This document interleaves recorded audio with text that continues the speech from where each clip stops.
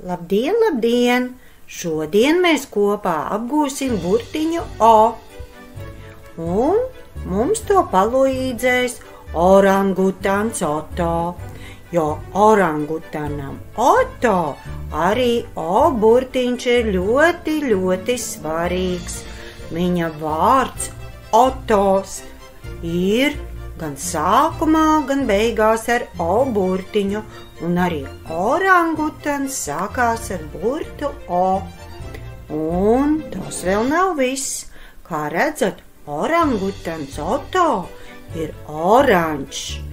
Oranžs arī sākās ar O, un viņš ir optimists. Kas ir optimists? Optimists ir tāds, kas vienmēr jūtās omulīgi.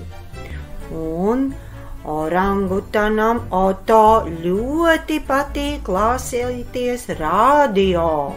Vārdā radio burtiņš O ir pašās beigās, jo radio pārraida koncertus, un vislabāk viņam patīk klausīties, kā orķestris spēlē operu.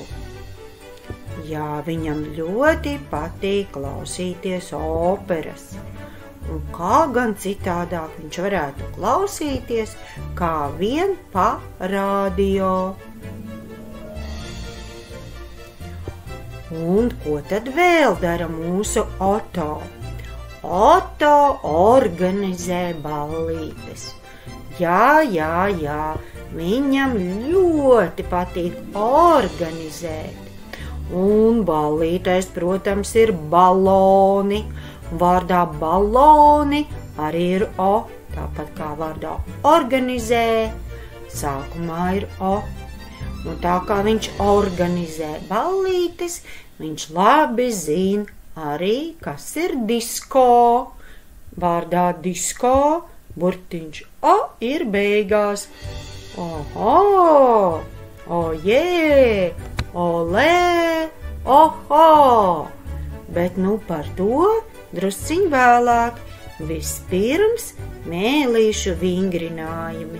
Sagatavojieties, un pēc tam apgūsim O burtiņa dziesmu. Atā!